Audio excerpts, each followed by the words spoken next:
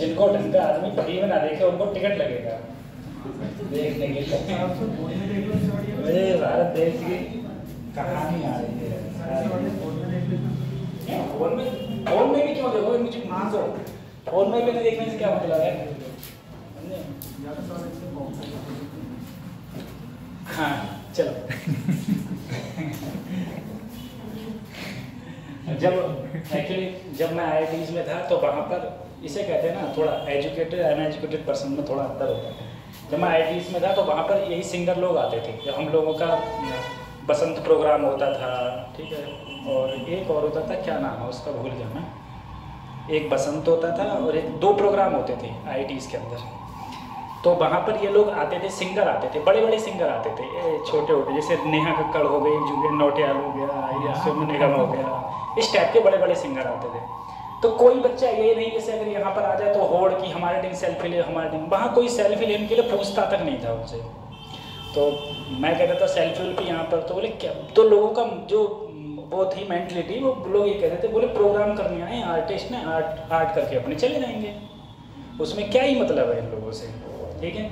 तो वही है कि कौन की, और ना कोई बच्चा किसी की कोई वीडियो डालता था, ना स्टेटस लगाता था कि हमारे यहाँ ये आ रहा है, ये आ रहा है, ये आ रहा है, कोई मतलब ही नहीं है भाई उनसे।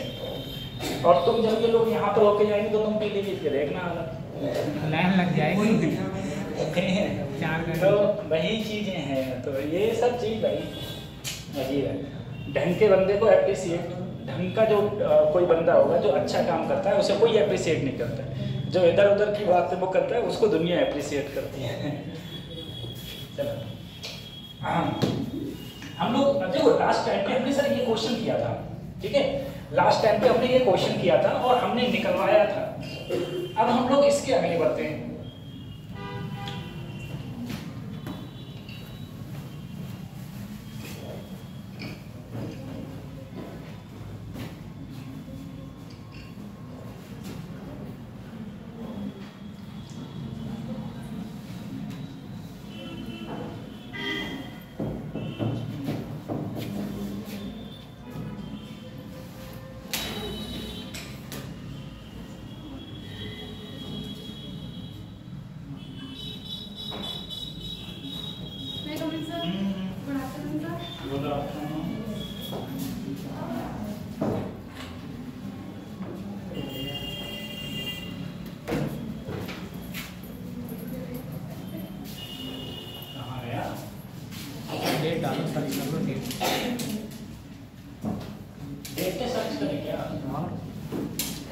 कहाँ पर सर्च है, क्या गाड़ी है आज?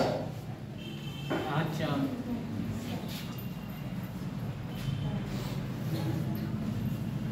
चार ऊपर होगा सर, ऊपर नहीं है ना?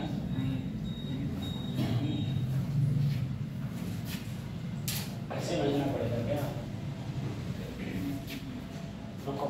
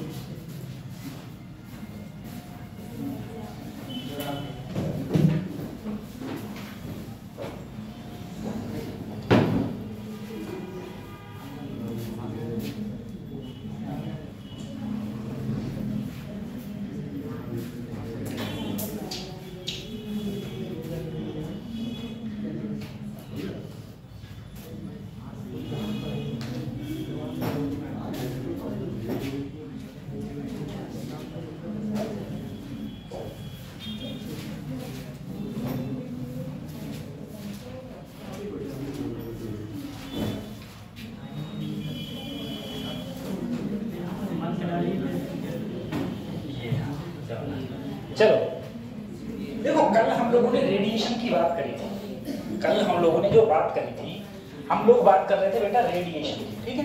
रेडिएशन में मैंने कहा था जो बीच का जो मीडियम होता है वो बीच का मीडियम गर्म नहीं होता है, ठीक है। लाइट जहां से आ रही है, इलेक्ट्रोमैग्नेटिक वेव आ रही है, इलेक्ट्रोमैग्नेटिक वेव आने के बाद में जो बीच का मीडियम है वो गर्म नहीं होता और रेडिएशन के थ्रू हमको हीट मिलती है। मैंने 3 टाइप से हीट का ट्रांसफर बोला था, कंडक्शन, कन्वेक्शन एंड रेडिएशन, ठीक है। कल उन सब लोगों की बात हुई थी हमारी। अब उसमें ही कुछ क्वेश्चंस हैं, जैसे ये क्वेश्चन है, ये क्वेश्चन समझे हम लोग कैसे होगा। मैंने उसमें ही तुमको कल बताया था कि हीट का ट्रांसफर कैसे होता है। जैसे मेरा हीट का ट्रांसफर होता है सीरीज में कहा था और किसमें कहा था, पैरेलल। सीरीज कॉम्बिनेशन में मैंने कहा था कि हीट का ट्रांसफर सेम होता है, उसमें रेजिस्टेंस की बात भी आई थी और उसमें के इक्विवेलेंट का फार्मूला भी आया था, ठीक है। जब मैंने पैरेलल कॉम्बिनेशन की बात करी थी तो पैरेलल कॉम्बिनेशन में भी मैंने हीट फ्लो की बात करी थी और हीट फ्लो के साथ में फिर मैंने उसमें कौन सी बात करी थी, इक्विवेलेंट और रेजिस्टेंस की बात करी थी। साथ में मेरा टेम्परेचर ग्रेडियंट की भी मैंने बात करी थी, ठीक है, कि हमारा टेम्परेचर ग्रेडियंट क्या होता है। और हीट हमेशा जो हीट का फ्लो होता है वो हायर टेम्परेचर टू क्या होता है, लोअर टेम्परेचर। अब देखो क्वेश्चन में क्या कहा गया, क्वेश्चन में कहा गया मेरे पास 3 बार है, बार का मतलब होता है छड़। मेरे पास 3 छड़ हैं और तीनों की लेंथ इक्वल है और एरिया ऑफ क्रॉस सेक्शन भी क्या है, सेम है। और इसमें कहा गया है तीनों की तीनों कैसे हैं, सीरीज में। तीनों सीरीज का मतलब ये है, मान लो मेरे पास में 3 रॉड हैं, ये 3 रॉड है जिनकी लेंथ सेम है, जिनकी लेंथ क्या है मेरी, सेम। उसके बाद में कहा गया थर्मल कंडक्टिविटी का रेशियो, ये 2, ये 4, ये तो इसे मान लो 2K, इसे मान लो 4K और इसे मान लो 3K। तुमसे कहा गया ओपन एंड है, एक तरफ टेम्परेचर है मेरा 200 डिग्री सेंटीग्रेड, एक तरफ टेम्परेचर है मेरा 18 डिग्री सेंटीग्रेड, ठीक है। अब तुमसे कहा गया उसके बाद में स्टडी स्टेट में देखो यहां पर मैंने θ1 और यहां टेम्परेचर मान लिया θ2। तुमसे क्या पूछा है, तुमसे ये जो जंक्शन है, यहां पर जो ये जंक्शन है, इन जंक्शन का टेम्परेचर पूछा है, T1 और T2, θ1 और θ2, ठीक है। अगर θ1 और θ2 पूछा है तो हम लोग अच्छी तरीके से जानते हैं, अगर हम लोग सीरीज में हैं तो जो हीट का फ्लो है, रेट ऑफ हीट फ्लो है, वो हमेशा क्या रहेगा, सेम रहेगा। रेट ऑफ हीट फ्लो क्या रहेगा, सेम। अब रेट ऑफ हीट फ्लो अगर मैं इसके लिए, ठीक है, तीनों के लिए जो रेट ऑफ हीट फ्लो है वो मेरा सेम रहेगा। अगर मैं पहले के लिए देखूं, रेट ऑफ हीट फ्लो का फार्मूला होता था H बराबर dQ/dt बराबर KA delta T upon L। अगर मैं इसके लिए देखूं, K की वैल्यू इसमें कितनी है, 2K, एरिया A, ठीक है, 2KA डेल्टा T। तो बेटा ये ज्यादा है, ये कम होगा, तो यहां रख दिया 200 माइनस θ1 अपॉन लेंथ इसकी कितनी मान ली, L। अब दूसरे वाले में देखो, ये है 4K, एरिया A, टेम्परेचर यहां पर कितना है, θ1 माइनस, अरे इधर ज्यादा होगा इधर क्या होगा, कम। ये बात मैं कल बता चुका हूं। लेंथ कितनी है इसकी, L। अगले में देखो यहां पर ये क्या है, 3K, area A, temperature θ2 minus 18 upon length क्या है, L। अब देखो तीनों में यहाँ भी K, यहाँ भी K, L से कट गया। अब मल्टीप्लाई कर दो, यहाँ पर मल्टीप्लाई किया मैंने 400 माइनस 2θ1,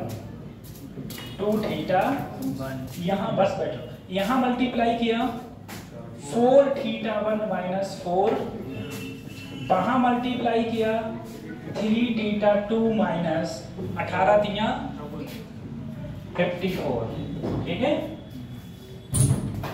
सही है। अब देखो बेटा इसमें कितनी इक्वेशन है, ये 3 इक्वेशन है और हमको θ1 और θ2 निकालना है।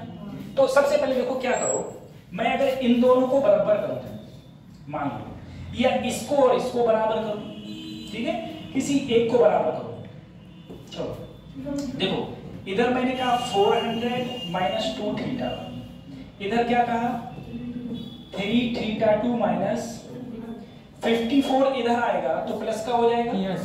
तो ये हो गया 454, ये उधर जाएगा किसका हो जाएगा माइनस का, अरे प्लस का हो जाएगा। तो ये हो जाएगा 2 थीटा 1 प्लस 3 थीटा। एक इक्वेशन आ गई मुझे, इक्वेशन 1। ठीक है, अब मैं कोई भी, चाहे ये दोनों ले लूं चाहे ये दोनों ले लूं, ठीक है, फिर से कोई एक लेना है। अब मैंने मान लो इन दोनों को ले लिया, इन दोनों को, तो यहाँ क्या है देखो 4 थीटा 1 माइनस 4 थीटा 2 3 थीटा 2। अब देखो सर अगर ये उधर जाएगा तो प्लस का हो जाएगा, तो ये हो गया प्लस का 54। देखो ये इधर आएगा तो किसका हो जाएगा माइनस का, तो माइनस का 4 थीटा, ये इधर आएगा प्लस का, तो 4 और 3 7 थीटा। अब देखो बेटा ये दो इक्वेशन और दो अननोन चाहिए। ये समीकरण हम लोग 6-7 से सॉल्व करते हैं, 6-7 से सॉल्व करते हैं। कैसे वाली, x प्लस वाई बराबर 15, 2x प्लस वाई बराबर 16, ठीक है, लीनियर इक्वेशन होती है, सॉल्व करते हैं। तो इतना उतारो और ये दोनों इक्वेशन सॉल्व करके लाना है इसे, ठीक है, और तब भी सॉल्व ना हो तो बता देना, मैं बता दूंगा तुमको, ठीक है। नेक्स्ट टाइप ऑफ क्वेश्चन,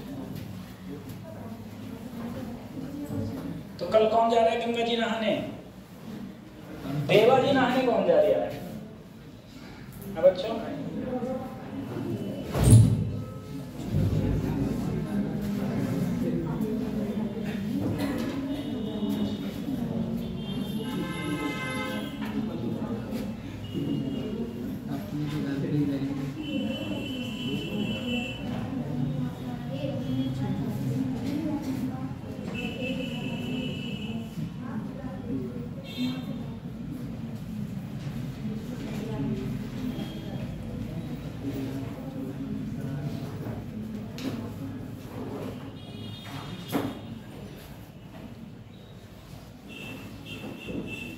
तुम लोग क्वेश्चन करने के लिए जेईई की किताब खरीद लो, मैं बता रहा हूँ, जो रेगुलर स्टूडेंट है वो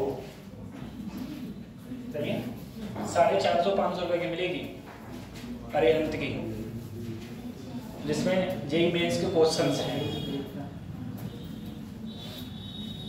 और बस खाली वही लगा लो, बाकी इधर देखो कोई भी किताब लगाओ, कोई एक किताब लगाओ, लेकिन किताब ढंग की हो, समझे।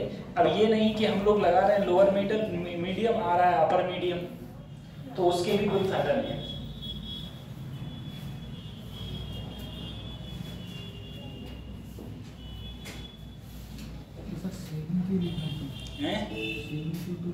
क्या हो गया सेकंड वाली? हाँ तो इसे सॉल्व करोगे हम, -4 theta 1 plus 7 theta 2 equal to 54, और उधर है 454, ठीक है।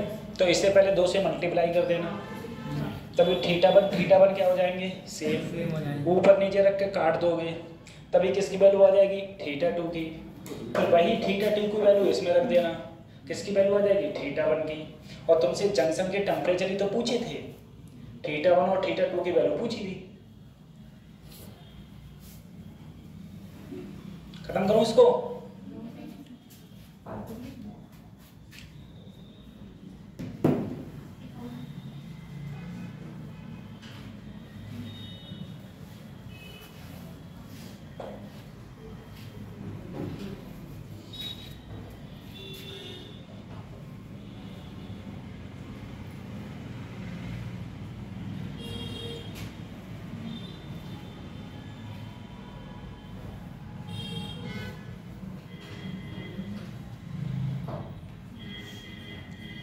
ठीक है।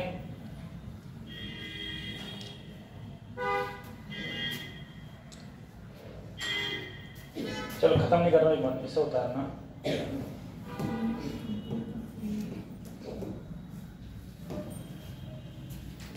ये क्वेश्चन करो। इसमें क्या है, 3 आइडेंटिकल। जहां भी आइडेंटिकल की बात आए उसका मतलब ये है उसकी लंबाई सेम है, ठीक है, सेम मटेरियल की बनी हुई है, लंबाई सेम है, और साथ में क्या है, क्रॉस सेक्शन एरिया भी क्या है उनका सेम है। अब तुम देखो बेटा, एक आता है हमारा वेक्टर लॉ। हमारी 2 क्वांटिटीज होती थी, एक होती है स्केलर और एक होती है वेक्टर। तुमने देखा होगा जो करंट है ना हमारा, करंट का मतलब धारा, करंट की एक डायरेक्शन होती है। करंट हमेशा higher potential to lower potential जाता है और इलेक्ट्रॉन के अपोजिट डायरेक्शन में फ्लो होता है, ठीक है। करंट मतलब धारा ऐसे फ्लो होती है। लेकिन करंट जो है वो मेरा स्केलर क्वांटिटी है, यानी कि अदिश राशि। कैसी राशि है? स्केलर क्वांटिटी है, अदिश राशि है।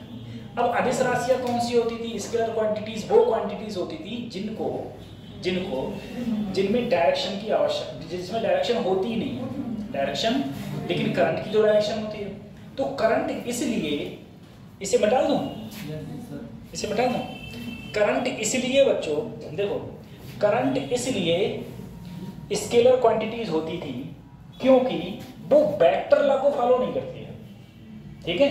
अब वेक्टर लॉ क्या है? वेक्टर लॉ ये है कि अगर इधर A है और इधर B है और इधर क्या है C, तो अगर ये एंगल θ1, ये एंगल, तो A इधर आके हो जाए तुम्हारा A cos θ1, ये इधर आके हो जाए B cos θ2, तभी तुम कहो कि इन दोनों का जोड़ इसके बराबर है। इसे बोलते हैं वेक्टर लॉ, ठीक है। इसको फॉलो नहीं करती है, बल्कि वो क्या कहती है, करंट ये कहता है आने वाला करंट, जाने वाला करंट सब क्या होते हैं, बराबर, ठीक है। जैसे हम लोग किरचॉफ में जंक्शन रूल के नाम से भी पढ़ते हैं। इसी टाइप से हीट भी है, हीट भी वेक्टर लॉ को फॉलो नहीं करती। अब देखो यहाँ टेम्परेचर कितना है सर, 45, यहाँ 45, यहाँ, तो जाहिर सी बात है इधर से कुछ ना कुछ हीट आ रही होगी H1, इधर से भी हीट H2, और दोनों मिलके इधर जा रही होंगी,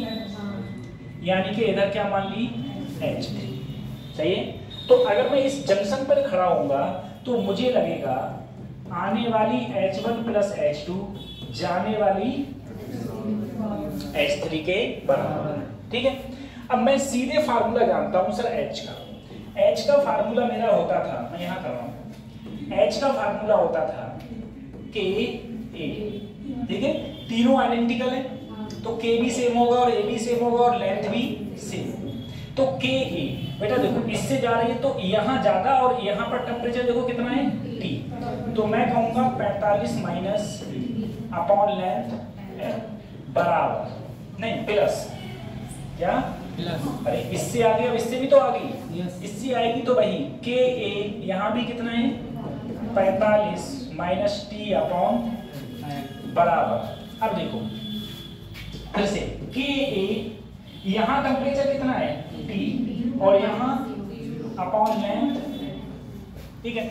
इन दोनों में Ka अपॉन L कॉमन लो तो यहाँ बचेगा 45 माइनस T और यहाँ बचेगा 45 माइनस, और यहाँ पर तो Ka upon L T minus, ये गया 45 45 90 माइनस 2T बराबर T, ये उधर जाएगा तो ये आएगा 3T अपॉन बराबर 90, यानी कि जो तुम्हारा जंक्शन है उसका टेम्परेचर मेरा कितना आया 30 डिग्री सेंटीग्रेड, ठीक है, 30 डिग्री सेंटीग्रेड। तो ये ऐसे हो जाएगा, ठीक है, सिंपल क्वेश्चन था, 30 डिग्री सेंटीग्रेड।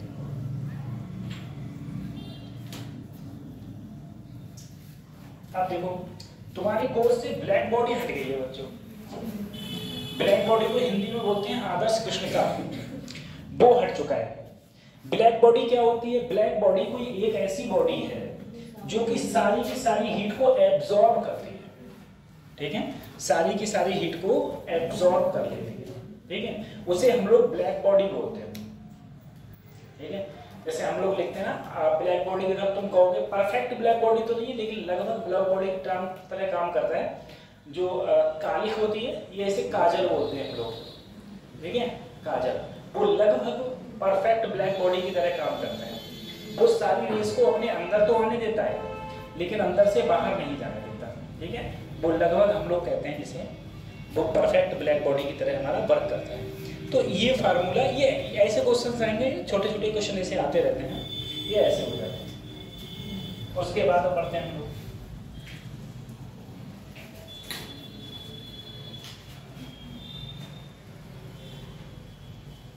खत्म करें इसको।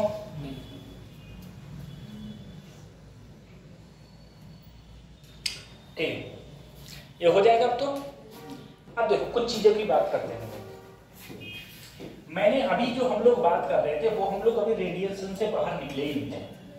हमने कहा रेडिएशन, रेडिएशन का मतलब क्या था? रेडिएशन का मतलब ये था कोई इलेक्ट्रोमैग्नेटिक वेव है हमारी, ठीक है, जो एक जगह से दूसरी जगह आ रही है और जो बीच का मीडियम है उसे बिना गर्म किए एक जगह से दूसरी जगह जाती है, तो उसे हम लोग क्या बोलते हैं? हम लोग रेडिएशन बोलते हैं। तो वही सब बोला गया। Radiation is the transfer of heat energy from in the electromagnetic, in this mode transfer of heat takes place without heating the intervening medium, यानी कि बीच के मीडियम को बिना गर्म करे जो इलेक्ट्रोमैग्नेटिक वेव है वो एक जगह से दूसरी जगह जाती है, तो उसको ही हम लोग क्या बोल देते हैं? रेडिएशन बोलते हैं। ठीक है, अब रेडिएशन में देखो, रेडिएशन में भी कई चीजें हैं। रेडिएशन में सबसे पहली चीज, रेडिएशन में देखो एक एक जगह बात करेंगे हम लोग। सबसे पहले हम लोग बात करते हैं एब्जॉर्प्शन की। क्या बात करते हैं? एब्जॉर्प्शन। ठीक है, फिर emission, transmission, reflection of heat, radiation, इन सब। अब देखो एब्जॉर्प्शन का मतलब क्या है? किसी चीज को एब्जॉर्ब करना। पहले छोटा छोटा बताओ फिर डिटेल से बताओ। एब्जॉर्प्शन का मतलब क्या है? किसी चीज को मतलब हीट को किसके द्वारा? तो रेडिएशन के द्वारा। किसके द्वारा आ रही है? रेडिएशन के द्वारा एब्जॉर्ब करना। इमिशन का मतलब क्या है? निकालना। इमिशन का मतलब क्या है? निकालना। ट्रांसमिशन और रिफ्लेक्शन। ट्रांसमिशन क्या है और रिफ्लेक्शन क्या है? देखो हम लोगों ने जब वेव ऑप्टिक्स पढ़ते हैं तो वेव ऑप्टिक्स में पढ़ते हैं कोई लाइट ऐसे आई, आने के बाद में रिफ्लेक्ट हो गई और कुछ अंदर चली गई। जो अंदर चली जाती है उसे बोलते हैं ट्रांसमिशन। क्या बोलेंगे हम लोग? ट्रांसमिशन। इसे क्या बोलेंगे? रिफ्लेक्शन। ठीक है, रिफ्लेक्शन। काफी चीजें, अगर तुम लोग देखो, अगर तुम एक कोई पानी हो, ठीक है, पानी हो, शांत जल हो, तुम उसमें देखो तुम्हें अपना चेहरा भी दिखेगा और तुम्हें अंदर की चीज भी दिखेगी। इसका मतलब क्या है कि वहां पर जो लाइट है वो अंदर भी जा रही है, ट्रांसमिट भी हो रही है और साथ में रिफ्लेक्ट भी हो रही है। भाई रिफ्लेक्शन की वजह से ही तो हम लोगों को अपना फेस दिखता है, ठीक है, मिरर में। अब हम लोग एक एक करके सारी बातें यहाँ पे बात करते हैं। ठीक है, इसमें जो क्वेश्चन पूछा जाएगा वो सिर्फ थ्योरेटिकल क्वेश्चन पूछा जाएगा। बहुत बड़ा पार्ट इसका हटा दिया गया है। ठीक है, जैसे मैंने कहा ब्लैक बॉडी एक बहुत अच्छा पार्ट हुआ करता था, वो इससे हटा दिया गया है। और उसके बाद में भी बेंस डिस्प्लेसमेंट लॉ और स्टीफन्स, वो सब कुछ हटा दिए गए हैं। ठीक है, पहले हम लोग स्टीफन भी पढ़ते थे, ठीक है, एक बेंस डिस्प्लेसमेंट लॉ था वो भी पढ़ते थे, वो सब चीज़ें हटा दी गई हैं। तो एक कोई छोटा सा पार्ट छोड़ा है और बाकी सब हम लोगों का हट चुका है। देखो क्या है, when heat radiation are incident on the surface, जब हीट रेडिएशन जो हमारी सूर्य की किरणें आ रही हैं, जब वो किसी सरफेस पर क्या होती है? इंसिडेंट होती है, यानी कि पड़ती है।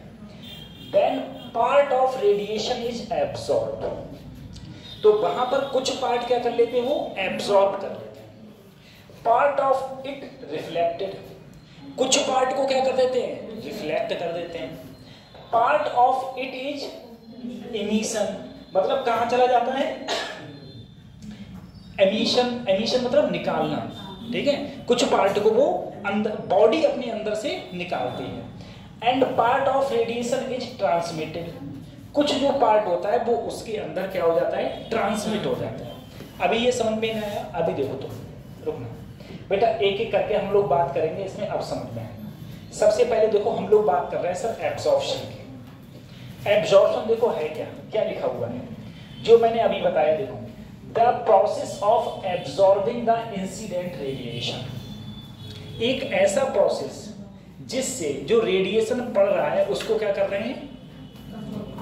एब्जॉर्ब कर रहे हैं। By the surface of a body, जो बॉडी की सरफेस है उसके द्वारा, इज कॉल्ड एब्जॉर्प्शन। उसको हम लोग क्या बोलते हैं? एब्जॉर्प्शन बोलते हैं, ठीक है। Due to absorption temperature of the surface of body increases. Sir जाहिर सी बात है, अगर कोई भी बॉडी है, वो बॉडी किसी भी रेडिएशन को एब्जॉर्ब करेगी तो उसका टेम्परेचर क्या होगा? इंक्रीज होगा। उसका टेम्परेचर क्या होगा? इंक्रीज होगा, ठीक है। तो टेम्परेचर उसका इंक्रीज होता है, वही सब बातें बोलिए। अब हाँ, तो एब्जॉर्प्शन किसके द्वारा होता है? सरफेस ऑफ द बॉडी, ठीक है। जो बॉडी की सरफेस है उसके द्वारा क्या होता है? एब्जॉर्प्शन होता है। अब एब्जॉर्प्टिव पावर, इसको हम लोग ए से डिनोट करते हैं, ठीक है। एब्जॉर्प्टिव पावर फार्मूला क्या है कि अगर मान लो कोई सरफेस है, उसके पास जितनी एनर्जी पड़ी, ठीक है, उसने इंसिडेंट एनर्जी जितनी पड़ी और लेकिन उसने एब्जॉर्ब करी, तो जितनी एब्जॉर्ब करी अपॉन इंसिडेंट, दोनों का रेशियो क्या कहलाएगा? एब्जॉर्प्टिव पावर, ठीक है। बात समझ रहे हो? एब्जॉर्प्टिव पावर का मतलब है, जैसे मान लो अगर 100 जूल हीट पड़ी और उसने 70 जूल एब्जॉर्ब कर ली, तो 70/100 क्या कहलाएगा? Absorptive power. तो देखो इसमें क्या कहा गया, it is defined as the ratio of the radiant energy absorbed by a body in the given time to the total radiant energy incident on the same interval of। जैसे तो मैंने कहा, वही जो मैंने बोला अभी, कि मेरे पास में कोई एक बॉडी है, मैंने वो बॉडी रखी, 5 मिनट में मान लो उसके ऊपर 10 जूल एनर्जी गिरी। कितनी एनर्जी गिरी? 10 जूल। लेकिन उसने एब्जॉर्ब करी 70 जूल, ठीक है। उसी टाइम में एब्जॉर्ब कितनी करी? 70 जूल। तो उन दोनों का जो रेशियो है वही हमारा क्या कहलाएगा? एब्जॉर्प्टिव पावर, ठीक है। तो एब्जॉर्प्टिव पावर क्या होता है? Energy absorb upon energy incident. अगर बेटा मैं ब्लैक बॉडी लेता, जैसे तो तुम्हारे कोर्स से जा चुका है, ब्लैक बॉडी में क्या है कि उसकी एब्जॉर्प्टिव पावर, वो जितना इंसिडेंट उस पर गिरता है सबको एब्जॉर्ब कर लेती है, ठीक है। तो मान लो अगर किसी पर 100 जूल उष्मा गिरी और उसने 100 जूल को क्या कर दिया? एब्जॉर्ब कर लिया, तो 100/100 1 आ गया। तो ब्लैक बॉडी के लिए एब्जॉर्प्टिव पावर क्या होती है? 1। आ सकता रही क्या होती है? 1 होती है। अब तुम देखो, अगर मेरे पास में कोई ऐसी बॉडी है जो पॉलिश्ड है, अच्छी तरीके से मैंने पॉलिश्ड बॉडी है। पॉलिश्ड बॉडी कैसी होती है? जैसे तुम्हारा मिरर होता है, मिरर जैसे अपना चेहरा देखते हैं, मिरर क्या होता है? चेहरा आपको क्यों दिखता है? क्योंकि वो पीछे से क्या होता है? पॉलिश्ड होता है। तो अगर हम लोग अपना मिरर में चेहरा, तो उसमें क्या है, जितना रेडिएशन गिरता है सारा की सारा बाहर, अंदर कहीं नहीं जाता है, सारा का सारा क्या हो जाता है बेटा? बाहर निकल जाता है। तो एब्जॉर्ब उसने कुछ नहीं किया। अगर एब्जॉर्ब कुछ नहीं किया तो 0/इंसिडेंट क्या रहेगी? 0। तो अगर तुमसे कहा जाए हाईली पॉलिश्ड कोई मेरे पास बॉडी है, तो हाईली पॉलिश्ड के लिए जो मेरा एब्जॉर्प्टिव पावर होगा वो क्या हो जाएगा? 0। और अगर तुमसे ब्लैक बॉडी के लिए कहा जाएगा तो ब्लैक बॉडी के लिए इसकी वैल्यू क्या होती है? 1, ठीक है। तो यहाँ पर जो एब्जॉर्प्टिव पावर है वो 0 से किसके बीच में होगी? 1 के बीच में। 0 से 1। तो 1 किसके लिए होता है? ब्लैक बॉडी के लिए। और रिफ्लेक्टिव, जो अगर मैं पॉलिश्ड बॉडी होगी, अच्छी तरीके से पॉलिश्ड बॉडी होगी, उसके लिए कितना हो जाएगा? 0 हो जाएगा, ठीक है। ये तो मेरी इसकी बात थी। अब हम लोग इसमें और अगले बढ़ते हैं, ठीक है। एब्जॉर्प्टिव पावर हो गई। अब देखो एमिशन। अब क्या है? एमिशन। एमिशन के बारे में पढ़ो, तो अब हम इसकी पावर के बारे में भी पढ़ेंगे। एमिशन पावर, देखो एमिशन का मतलब वही क्या हो रहा है? निकलने। इसमें क्या है? The process of emitting radiation. Emitting radiation, radiation body से क्या हो रहा है? बाहर निकल रहा है। By the surface of a body, क्या बोलते हैं उसे? एमिशन बोलते हैं, ठीक है। किसी भी बॉडी से कितनी जो एनर्जी है वो क्या हो रही है? एमिट हो रही है। एमिट मतलब बाहर निकल रही है, ठीक है। तो वो ड्यू टू एमिशन, अगर खुद सोचो, अगर किसी भी बॉडी पर कोई भी बॉडी एनर्जी को एब्जॉर्ब करेगी तो टेम्परेचर क्या होगा? बढ़ेगा। और कोई बॉडी टेम्परेचर को निकालेगी, या हीट को निकालेगी तो उसका टेम्परेचर डिक्रीज होगा। टेम्परेचर क्या होगा? तो यही कहा गया, ड्यू टू एमिशन से temperature of the surface of the body क्या होगा? डिक्रीज होगा। क्या होगा? डिक्रीज। देखो फिर क्या लिखा है? रेडिएंट एनर्जी कुछ चीजों पे डिपेंड करती है। देखो एक फार्मूला हम लोग मॉडर्न में पढ़ेंगे, E = Hc अपॉन लैम्डा। ठीक है, एनर्जी की ये बात करता है। देखो लैम्डा जितना ज्यादा एनर्जी उतनी कम होगी। बात समझ आ रही है? लैम्डा जितना ज्यादा एनर्जी उतनी कम। ठीक है, सबसे ज्यादा अगर मैं विजिबल में देखूं तो सबसे ज्यादा लैम्डा रेड का, सबसे कम लैम्डा वायलेट का। ठीक है, और अगर मैं इलेक्ट्रोमैग्नेटिक वेव में देखूंगा तो सबसे ज्यादा जो लैम्डा होता है रेडियो वेव का, और सबसे कम होता है गामा रेज का। ठीक है, ये सब हम लोग बाद में बात करेंगे इसकी। तो वही है।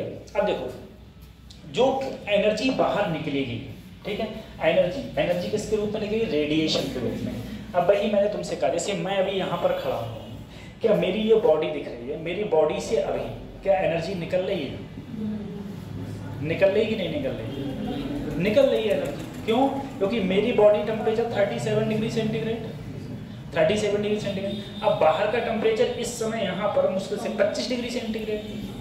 ठीक है, अब मेरी बॉडी का टेम्परेचर ज्यादा है, बाहर का टेम्परेचर क्या है? कम। तो मेरी बॉडी से हीट कहाँ निकलेगी? बाहर। लेकिन जो हीट निकलती है वो किसके फॉर्म में निकल रही है? रेडिएशन के फॉर्म। और रेडिएशन का फॉर्म का मतलब है वेवलेंथ के टर्म में। किसके टर्म में? लेकिन वो वेवलेंथ तुमको दिखाई नहीं दे रही है। ठीक है, और क्यों दिखाई नहीं दे रही है? क्योंकि वो 400 नैनोमीटर से 700 नैनोमीटर के बीच में नहीं, बीच में जो मेरे हाथ से वेवलेंथ निकल रही है उसकी वेवलेंथ 700 से भी ज्यादा है। ठीक है, और हमारी जो आंखें हैं वो सिर्फ 400 से 700 के लिए देख सकती हैं, बाकी चीजों को नहीं देखेंगी, तो इसीलिए हमको दिखाई नहीं दे रही है। ठीक है, तो ऐसे तुम समझो। तो उसी प्रकार से मेरे पास में एक बॉडी है, उस बॉडी से अगर हीट निकल रही है तो वो वेवलेंथ के टर्म में निकलेगी। वेवलेंथ जितनी कम होगी एनर्जी उतनी ज्यादा, यानी कि हीट उतनी ज्यादा निकलेगी। तो वही कहा गया है। तो ये चीज जो है वो किस किस चीज पे डिपेंड करता है? Wavelength of radiation, nature of the surface. Surface का नेचर कैसा है? सरफेस का नेचर कैसा है? तुम कहोगे सर जी कैसी बातें कर रहे हो? देखो पहले आज से 20-22 साल पहले हम लोगों के घर में जो प्रेस होती थी, इलेक्ट्रिक वाली ही प्रेस समझ लो, तो वो प्रेस ऐसी होती थी कि अगर बिजली भी चली जाए तब भी 2 कपड़ों में प्रेस कर देती थी। यस। होती थी नहीं होती थी? बिजली जाने के बाद में बिजली चली जाती थी तब भी जो उसकी तली होती थी वो इतनी गर्म रहती थी कि दो कपड़े में तब भी प्रेस हो जाती थी। ठीक है, और वो भारी बहुत होती थी। अगर अब भी किसी के घर में हो तो पता होगा उसको। इस समय जो प्रेस है जैसे ही बिजली गई तुरंत खत्म। क्यों? क्योंकि इस समय जो बॉडीज हैं उन जो भी उसके नीचे हम लोग यूज कर रहे हैं गर्म करने के लिए, उसमें क्या है, उसकी वो जितनी जल्दी गर्म होती है उतनी जल्दी ठंडी होती है। जो पहले की प्रेस होती थी उनमें ऐसा नहीं है पिलक लगाया और चालू, नहीं, पिलक लगाया और जाके चाय पिया फिर जाके गर्म होती थी, वो एकदम से गर्म भी नहीं होती थी। तो जैसे उसे गर्म करने में टाइम लगता था ऐसे उसे ठंडा। तो वही है। तो ये मटेरियल पर भी तो डिपेंड करता है, मटेरियल पर भी तो डिपेंड कर रहा है कि तुम्हारा मटेरियल कैसा है। ठीक है, और दूसरा nature of the surface, surface पे भी निर्भर करता है। और अगला है सरफेस एरिया। बेटा अगर एरिया ज्यादा तो जल्दी ठंडा होगा, एरिया कम तो टेम्परेचर ऑफ द सरफेस, और सरफेस के किस पे डिपेंड करेगा? टेम्परेचर। ठीक है, ये इसकी बात करिए एमिशन। तो एमिशन में सिर्फ हमको कितना याद रखना है कि अगर कोई बॉडी होगी उस बॉडी से हीट बाहर निकलेगी तो उसका टेम्परेचर क्या होगा? कम होगा, और उसे हम क्या बोलते हैं बेटा? एमिशन। उसे हम लोग एमिशन बोलेंगे। अगला है एमिसिव पावर। एमिसिव पावर देखो क्या है, एमिसिव पावर क्या है? तो एमिसिव पावर भाई, एमिसिव पावर का मतलब वही निकल, हीट को क्या हो रहा है, हीट किसी बॉडी से क्या हो रही है? निकल रही है। तो एमिसिव पावर के लिए कहा गया, किससे डिनोट किया? स्मॉल ई से। ठीक है, स्मॉल ई से।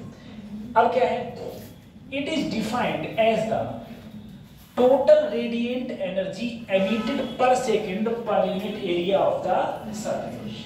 यानी कि किसी भी बॉडी से per second per unit area जितनी हीट एमिट हो रही है, एमिट का मतलब बाहर निकल रही है, उसको हम लोग क्या बोलते हैं, एमिसिव पावर। फार्मूला क्या हो जाएगा बेटा, dq upon a delta t। अब देखो अगर तुम इसकी यूनिट देखोगे तो सर जी q की यूनिट जूल, एरिया की मीटर स्क्वायर और टाइम की, तो यूनिट हो गई जूल पर मीटर स्क्वायर इनटू सेकंड। ठीक है, ये किसके लिए है, एमिसिव पावर। अब वही बात है, जो हीट को अच्छे से निकालेगा, ठीक है, उसे हम लोग बोलेंगे गुड एमिटर। जो हीट को अच्छे से नहीं निकालेगा उसे क्या बोलेंगे, बैड एमिटर। ये तो सिंपल सी बात है। ठीक है, जो हीट को अच्छे से निकाल रहा है गुड एमिटर, जो हीट को नहीं निकाल रहा है वो बैड एमिटर। ठीक है, ये चीजें होते हैं।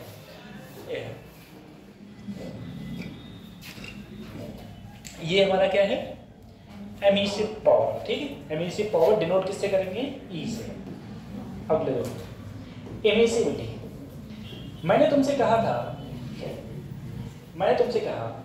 देखो एक बात सोचो, ब्लैक बॉडी होती क्या है, एक बात जरा सोचो। सर ब्लैक बॉडी क्या करती थी, कितना भी रेडिएशन डालो सबको क्या करती थी, एब्सॉर्ब।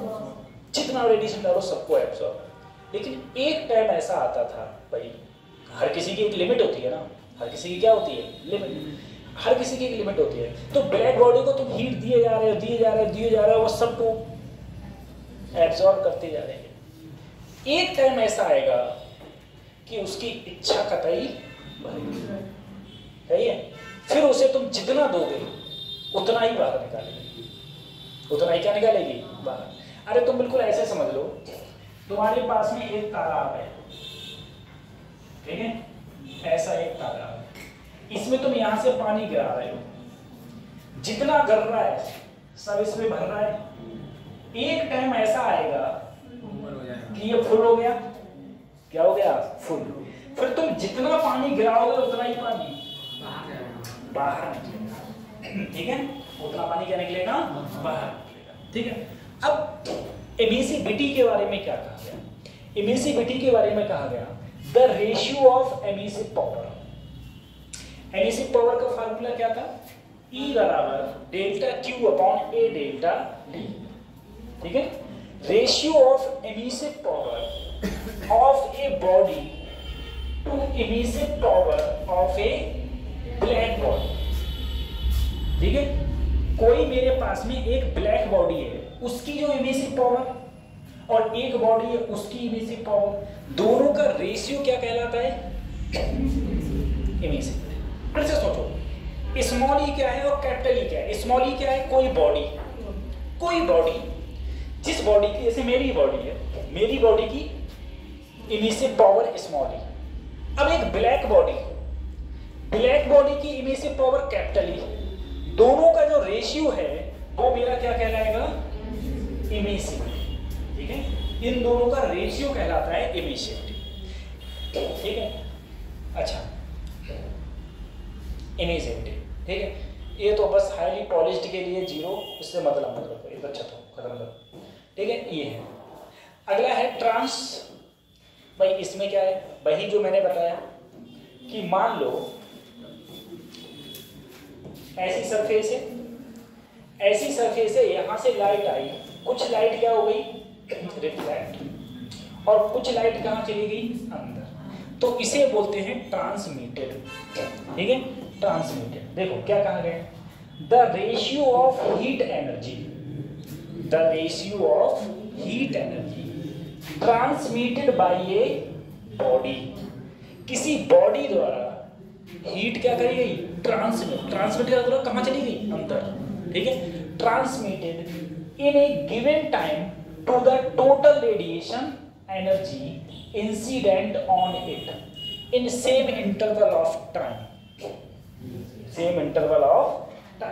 देखो क्या कहा, इसमें ये कहा गया है कि कोई बॉडी पर मैंने कोई एनर्जी डाली, इंसिडेंट एनर्जी डाली, उसका कुछ पार्ट कहाँ चला गया, उसके अंदर ट्रांसमिट हो गया, यानी कि कहाँ चला गया, अंदर, कुछ रिफ्लेक्ट भी हो गया।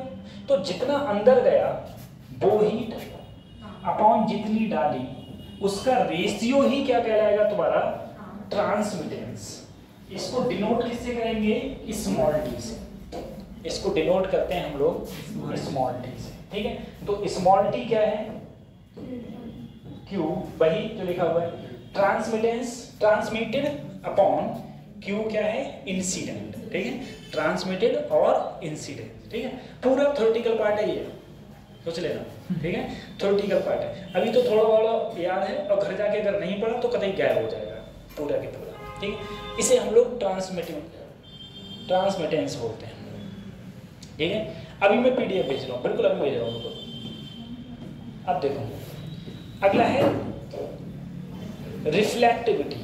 भाई रिफ्लेक्टिविटी का मतलब क्या है, एक बॉडी पर लाइट पड़ी और लाइट क्या हो गई, रिफ्लेक्ट हो गई, रिफ्लेक्ट हो गई। ट्रांसमिट का मतलब क्या था, लाइट पड़ी और अंदर चली गई, यानी अंदर चली गई, यानी ट्रांसमिट हो गई।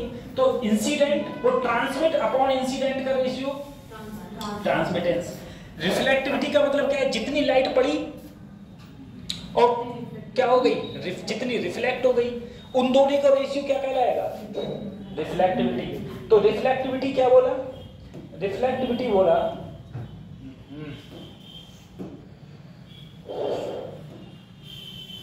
रिफ्लेक्टिविटी बोला the ratio of heat energy reflected by a body in a given time to the total radiation energy incident on it in same interval of time is called reflectivity, ठीक है। किससे denote करेंगे, small are से। Formula क्या होता है, small are बराबर Q reflected upon Q incident, ठीक है। Q reflected upon Q incident, ठीक है। अब अगर यही होती, अगर तुमसे कहता है एक ब्लैक बॉडी के लिए, किसके लिए कहता, ब्लैक बॉडी, ब्लैक बॉडी को रिफ्लेक्ट करती है, सबकी सबका कर लेती है, तो ऊपर हो गया जीरो, तो जीरो हो गया, आर की वैल्यू क्या हो गई, जीरो। अब बात आती है कि किसके लिए, पॉलिश्ड, हाईली पॉलिश्ड बॉडी के लिए। तो हाईली पॉलिश्ड क्या कर देती है, 100% रिफ्लेक्शन, मतलब जितना पड़ा उस सबको क्या कर दिया, दोनों बराबर हो गए, आर की वैल्यू क्या हो गई, 1 होना है, आर की वैल्यू 1, ठीक है। अब देखो कोई लाइट पड़ती है तो कुछ एब्जॉर्ब होती है, कुछ ट्रांसमिट होती है और कुछ रेडिएट, ठीक है। तो ये इन सब में, हालांकि इससे ज्यादा कोई मतलब, बस इतना ही था। ये मैं तुमको अभी सेंड कर रहा हूँ, पहले तुमको भेजी थी।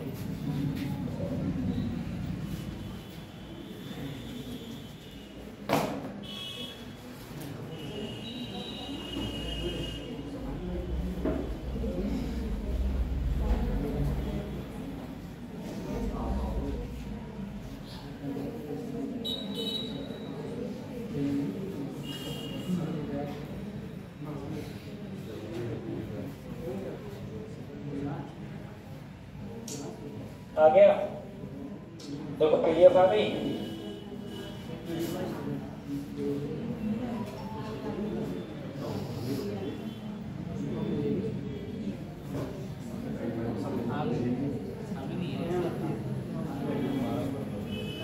अभी नहीं आई है,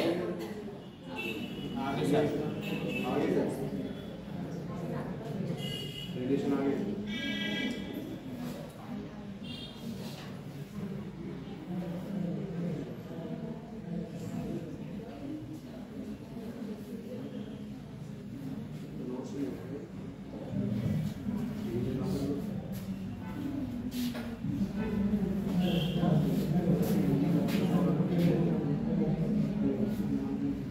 ठीक है।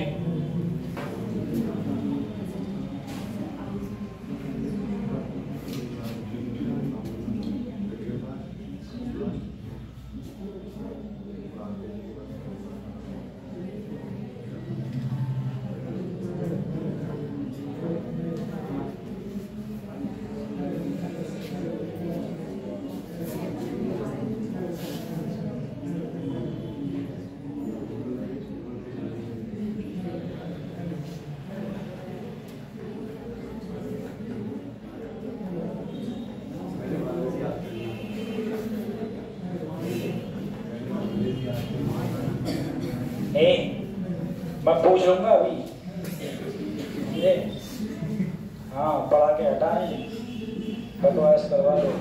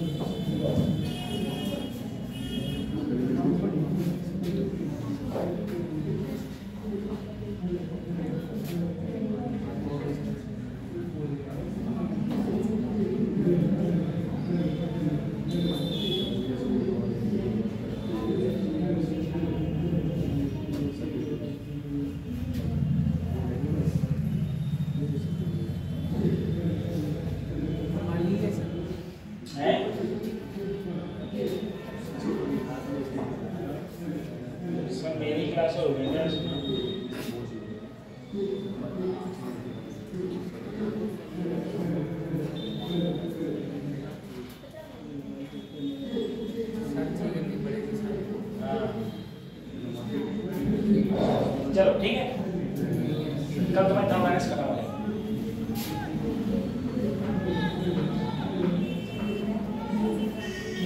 कुछ हम बात करते हैं KTG, ठीक है, काइनेटिक थ्योरी ऑफ गैसेस।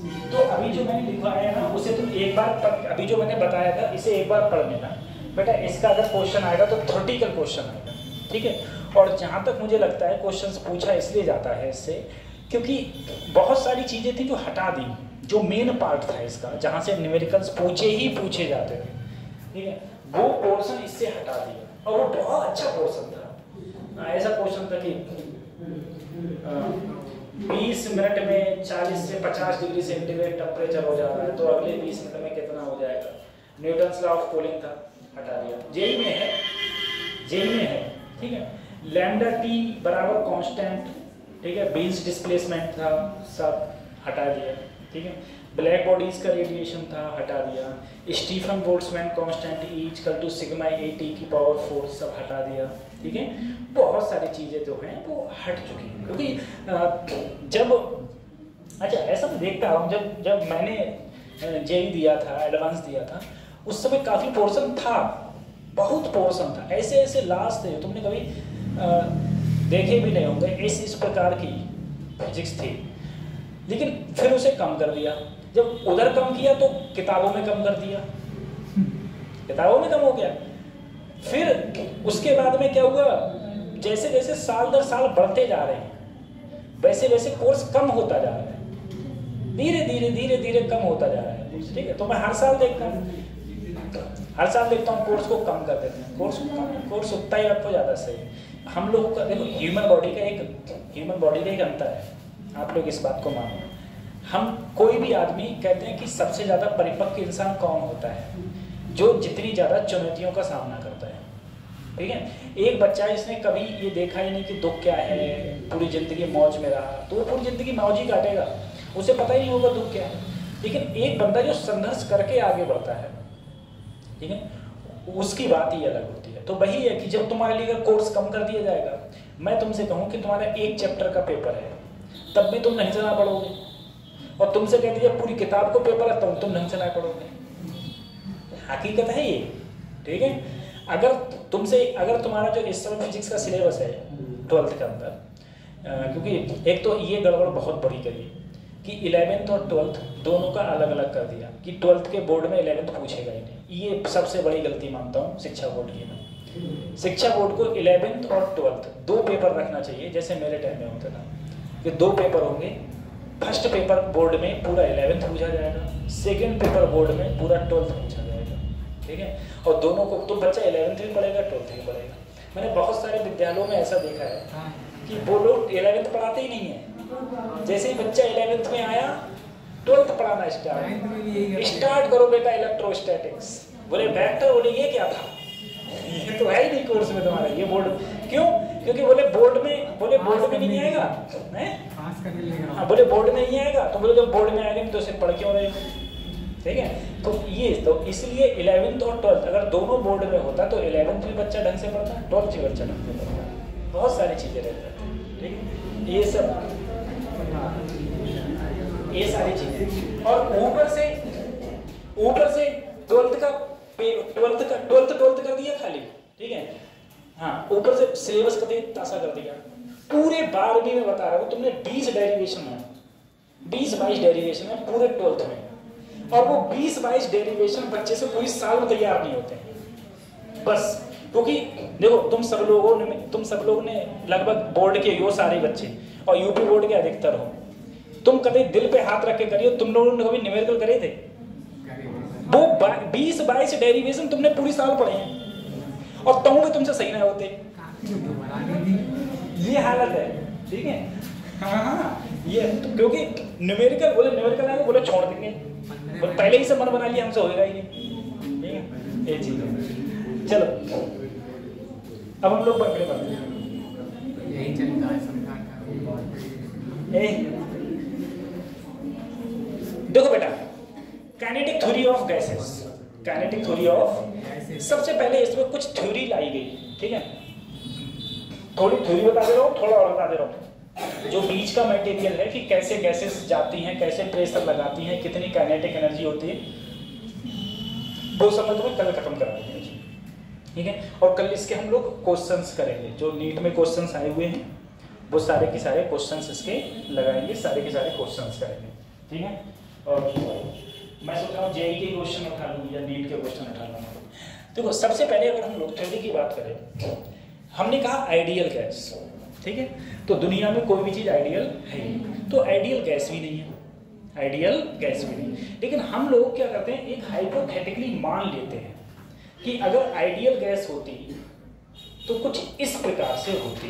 ठीक है, जो आइडियल होता है वो कौन बन जाता है, वही गॉड होता है, जिसमें कोई खराबी नहीं है, यानी कि आइडियल है वो क्या होता है, हमारा गॉड होता है। ठीक है, और इस दुनिया में, प्रेजेंट टाइम में इस दुनिया में कोई भी आइडियल नहीं है, कुछ में कुछ थोड़ी में कमी है। तो आइडियल गैस के लिए इन्होंने क्या क्या कहा, सबसे पहले इन्होंने आइडियल गैस के लिए बोला, ये पढ़ा, एक gas consist of large number of टिनी particle. मेरे पास में एक गैस है, उसके पास में छोटे छोटे, टिनी का मतलब है छोटे छोटे, लार्ज अमाउंट में छोटे छोटे क्या है, पार्टिकल्स। ठीक है, पार्टिकल्स वो क्या है, एटम हो सकते हैं या फिर क्या होंगे, मॉलिक्यूल्स होंगे, जो एक जगह से दूसरी जगह घूमते रहते हैं। हम सब लोग जानते हैं गैस का मतलब ही क्या है, कि पार्टिकल्स एक जगह से दूसरी जगह क्या हो रहे हैं, घूम रहे हैं। कैसे पार्टिकल्स हैं, छोटे पार्टिकल्स। दूसरा आइडियल गैस की बात हो रही है, ठीक है, जो कि पॉसिबल नहीं है, लेकिन साइंटिस्टों ने क्या किया, हाइपोथेटिकली, मतलब ऐसे सोचना कि हाँ हम यहाँ से चंद्रमा पे गए और लौटे आए। ठीक है, इस प्रकार से कहते ये सोच है इस प्रकार की। ठीक, हाँ अब देखना, the volume of the particle themselves is negligible. जो जिस गैस के, जिस चैम्बर में ये गैस भरी गई है, उन्होंने ये कहा जो गैस का वॉल्यूम है, गैस के मॉलिक्यूल्स का वॉल्यूम है, वो उस चैम्बर के कंपेयर में कैसा है, नेग्लिजिबल। ठीक है, नेग्लिजिबल का मतलब बहुत कम है।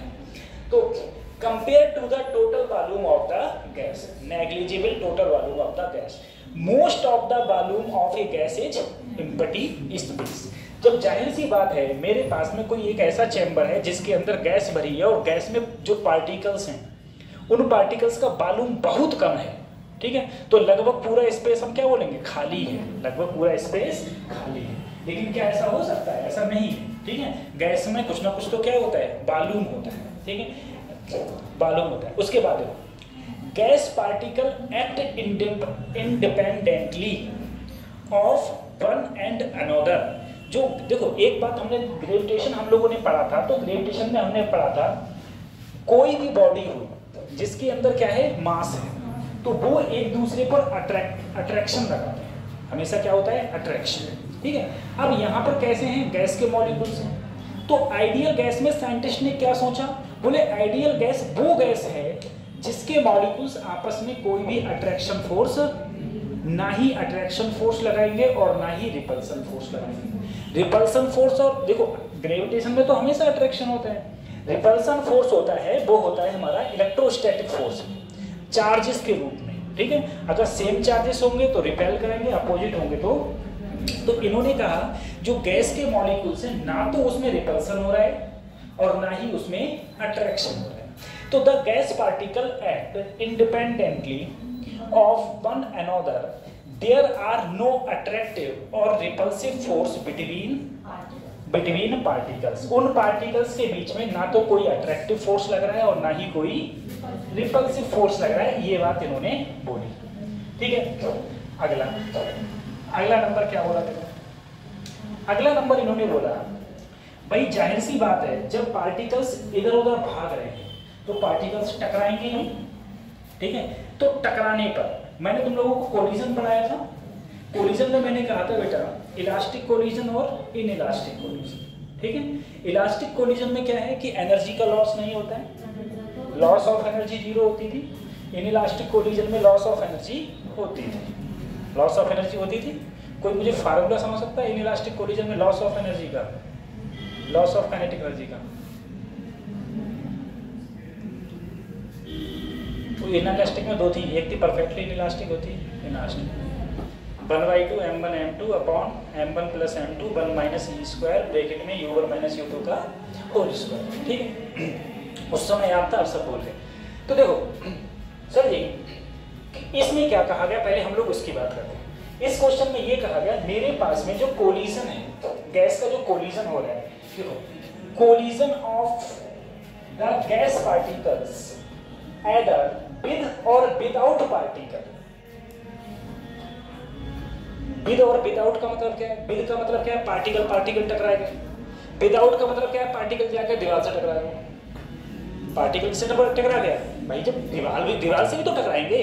तो इसने कहा चाहे पार्टिकल दीवार से टकराए चाहे पार्टिकल से टकराए, विद और without with the walls of the container are elastic, ठीक है। इन्होंने कहा कोलिजन कैसा होगा तुम्हारा? इलास्टिक होगा। और इलास्टिक में जो लॉस ऑफ एनर्जी है, लॉस ऑफ काइनेटिक एनर्जी है, वो क्या होती है मेरी? 0 होती है एनर्जी का। तो the total kinetic energy of the gas particle is constant. और कांस्टेंट क्या रहेगा? टेम्परेचर। चलो जाहिर सी बात है, देखो एक बात सोचो, तुमने क्या किया, तुमने देखा होगा अगर तुम किसी भी लोहे को हथौड़े से मारो तो लोहा गर्म हो जाता है, ठीक है। क्यों गर्म हो रहा है? क्योंकि वहां पर एनर्जी का लॉस हो रहा है। एनर्जी का क्या हो रहा है? लॉस। अगर एनर्जी का लॉस होगा ही नहीं, जब एनर्जी का लॉस होगा ही नहीं तो टेम्परेचर भी नहीं बढ़ेगा, किसी भी बॉडी का टेम्परेचर। तो वही कहा, तो इसके अंदर जो काइनेटिक एनर्जी है वो भी क्या रहेगी? कंजर्व। काइनेटिक एनर्जी चेंज नहीं होगी। ऊपर से टेम्परेचर भी क्या रहेगा तुम्हारा? कांस्टेंट। और इसने कहा particles have no energy in the form of potential energy. देखो बेटा पोटेंशियल एनर्जी कब होती है जरा सोचो। मैंने तुमसे कहा ये मेरे पास में पेन है, मैंने ग्रेविटेशन पढ़ा था ग्रेविटेशन। तो मुझे बताओ अनंत पर पोटेंशियल एनर्जी कितनी होती है? 0 होती है। अभी ये हाइट अगर h है और मैं यहाँ पर पोटेंशियल एनर्जी कितनी है तो तुम बोले mg है। क्यों है पोटेंशियल एनर्जी? पोटेंशियल एनर्जी हमेशा तब होती है जब बेटा अट्रैक्शन या रिपल्सन हो। अट्रैक्शन या फिर क्या हो? रिपल्सन। जैसे मैं इसे अगर यहाँ से छोड़ दूं तो ये जाके अर्थ पर टकरा जाएगा क्योंकि इसमें क्या हो रहा है? अट्रैक्शन हो रहा है। अगर यही इन्फिनिटी पर पहुंच गया तो इसमें कोई भी अट्रैक्शन नहीं है, किसके पास जाएगा? वहीं पर रहेगा, ठीक है। जब इसमें अट्रैक्शन ही नहीं है तो हम ये बोलेंगे वहां पोटेंशियल एनर्जी कितनी है? 0। तो इसमें अब तुम खुद बताओ, इसमें मैंने तुमसे इससे पहले वाले पॉइंट में बोला कि जो भी मेरे पास में गैस के मॉलिक्यूल्स हैं ना तो उसमें अट्रैक्शन है और ना ही उसमें रिपल्सन है। तो जब ना अट्रैक्शन है ना रिपल्सन है तो पोटेंशियल एनर्जी भी नहीं है, ठीक है। तो ये अगले पॉइंट में ये बोल दिया गया कि particles have no energy in the form of potential energy because particle have no mutual attraction और रिपल्सन। और इसने ये कहा ना ही उसके अंदर कोई भी किसी भी प्रकार का ग्रेविटेशनल अट्रैक्शन होगा, ना ही किसी प्रकार का ग्रेविटेशनल अट्रैक्शन, ठीक है। ये नहीं है कि वो ग्रेविटेशनल अट्रैक्शन है तो सारी की सारी चीजें कहाँ आ जाएंगी? नीचे जमीन पर आ जाएंगी। ये सारे मॉलिक्यूल्स जो हैं वो कहाँ आ जाएंगे? जमीन पर, ठीक है। अब ये क्या सर ऐसा पॉसिबल नहीं है, ऐसा पॉसिबल नहीं। लेकिन मैंने फिर तुमसे क्या बोला, स्टार्टिंग में तुमसे क्या बोला था, ये कौन सी थ्योरी है, हाइपोथेटिकली जो सोची गई है ऐसा हो सकता है क्या, मेरी बात समझ रहे हो, ये रियलिटी में पॉसिबल नहीं है, ऐसी कोई गैस होती ही नहीं है। लेकिन वही बात है ना कि जो साइंटिस्टों ने सोचा कि अगर एक आइडियल गैस होती तो उसकी क्या परिकल्पना होती, ठीक है, तो आइडियल गैस होती तो क्या परिकल्पना, जैसे तुम कहो कि अगर हमारा देश भ्रष्टाचारियों से मुक्त होता तो कैसा होता, तो ऐसा पॉसिबल थोड़ी नहीं है, ना कभी हो सकता है, ना कभी हो सकता है, ठीक है। लेकिन बस जो तुम परिकल्पना करते कि कोई रिश्वत नहीं लेता, सही है, सारी सड़कें सही होती, मतलब सब कुछ सही होता, तो वही चीज उन्होंने कहा कि अगर हमारे पास में एक आइडियल गैस होती तो वो गैस कैसी होती, तो उन्होंने ऐसे ये परिकल्पनाएं दी हैं जो कि रियल में एग्जिस्ट नहीं करती।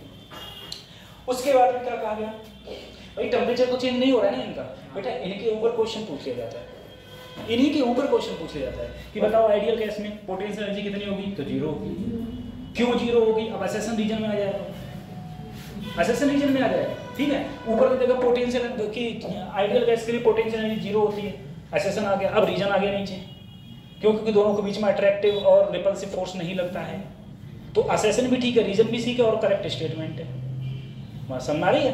अब तुमसे कह दिया कि बताओ आइडियल गैस में पोटेंशियल एनर्जी 0 होती है, नीचे उसने लिख दिया क्योंकि उसमें इलास्टिक कोलिजन होता है, तो असेसन सही है, रीजन भी सही है, लेकिन करेक्ट स्टेटमेंट नहीं है, करेक्ट स्टेटमेंट नहीं है, ठीक है। इन सब प्रकार से तुमसे असेसन रीजन में भी क्वेश्चन पूछा जा सकता है और तुम्हारे विकल्प में भी क्वेश्चंस आ सकते हैं। ये सब हो गया, समझ में आ गया, ठीक है। अब देखो क्या कहा, देखो अच्छा इसे अगले कहा गया द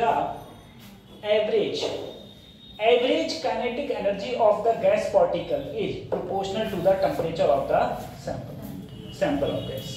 भाई जाहिर सी बात है, कोई भी गैस है जो उसकी काइनेटिक एनर्जी होगी, काइनेटिक एनर्जी का मतलब क्या है, गैस के मॉलिक्यूल्स की वेलोसिटी, काइनेटिक एनर्जी का मतलब ही क्या है, वेलोसिटी है। तो अगर किसी भी गैस के अंदर कोई वेलोसिटी है, वो डायरेक्टली प्रोपोर्शनल होती है टेम्परेचर के। अगर तुम टेम्परेचर बढ़ाओगे तो जो गैस के मॉलिक्यूल्स हैं उनकी जो वेलोसिटी है वो क्या हो जाएगी, इंक्रीज होगी, और वेलोसिटी इंक्रीज हुई नहीं, काइनेटिक एनर्जी इंक्रीज हुई नहीं। तो बस इसमें क्या कहा गया, जो एवरेज काइनेटिक एनर्जी है, एवरेज का मतलब समझ रहे हो बेटा कि अगर किसी भी गैस मॉलिक्यूल्स के अंदर 100 पार्टिकल्स हैं तो 100 पार्टिकल्स की वेलोसिटी होगी, कोई धीरे होगा कोई तेज होगा, तो सबको मिला के मतलब एवरेज समझ रहे हो। एवरेज का मतलब क्या है, जैसे तुम्हारे 12वीं में नंबर आए तो तुमने एवरेज कैसे निकाला, सारे नंबर जोड़े, नीचे बटे 5 कर दिया, एवरेज आ गया, उसी को तुम परसेंटेज बोलते हो, ठीक है। तो वही है, तो इसने कहा जो average kinetic energy of the gas particle है is proportional to the temperature of the sample.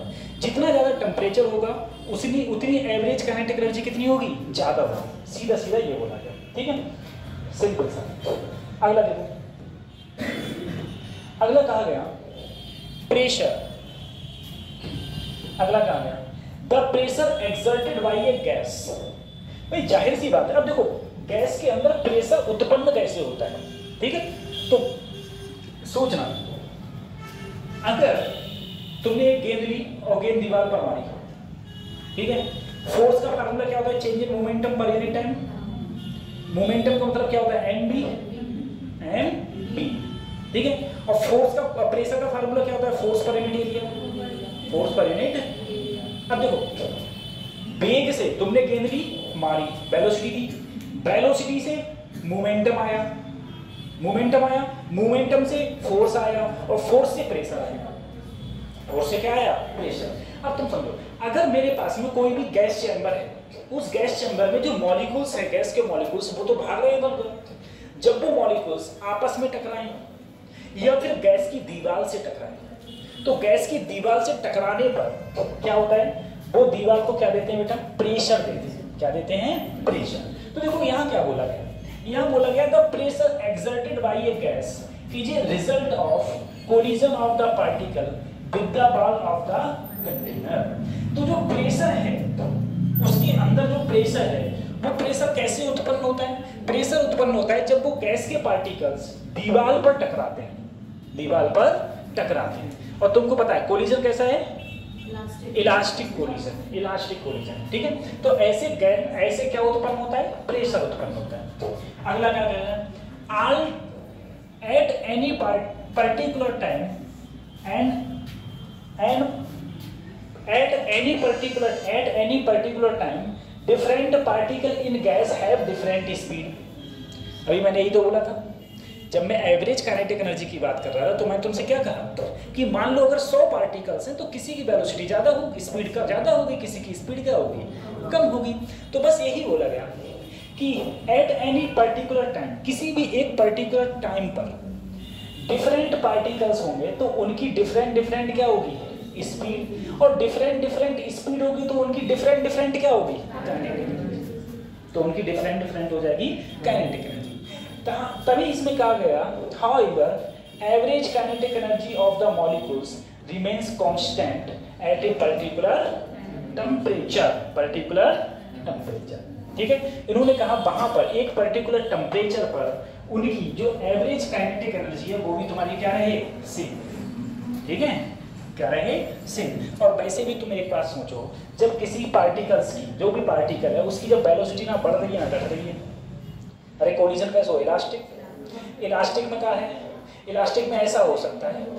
अब देखा इसमें भी अंदर की बात सुनो, ये आ रहा है 2 से, ये आ रहा है 5 से, ये 2 से और ये सेम मॉलिक्यूल से, वहाँ से सेम है, टकरा गए। अब क्या होगा, तो इसकी 5 थी अब इसकी 2 हो जाएगी, और इसकी 2 थी अब इसकी, सही है। मैं इलास्टिक कोलिजन में पढ़ाया था ये चीज़, ठीक है।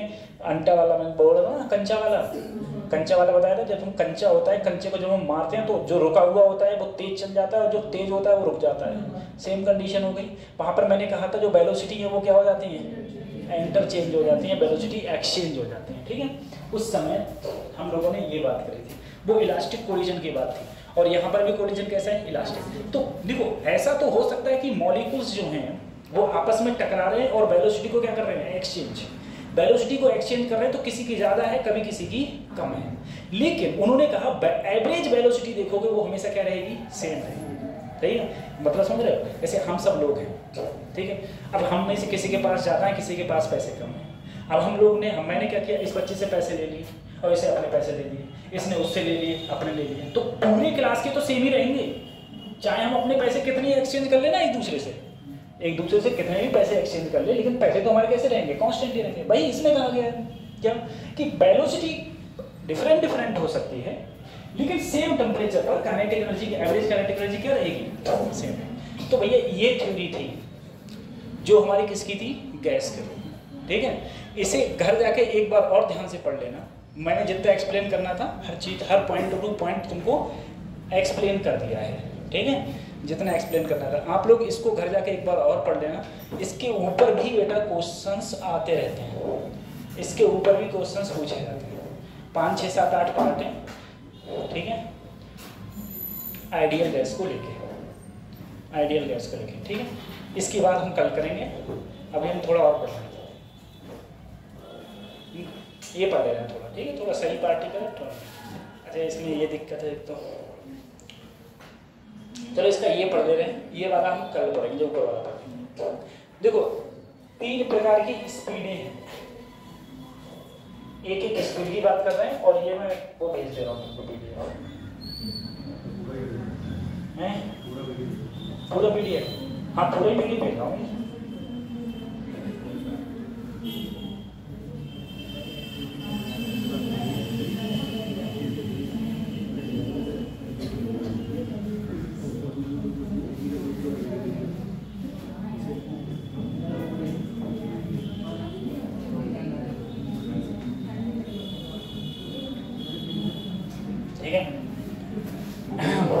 आप देखो बेटा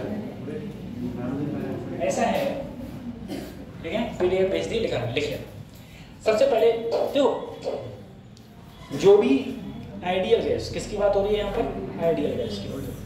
जो भी मेरे पास में आइडियल गैस है,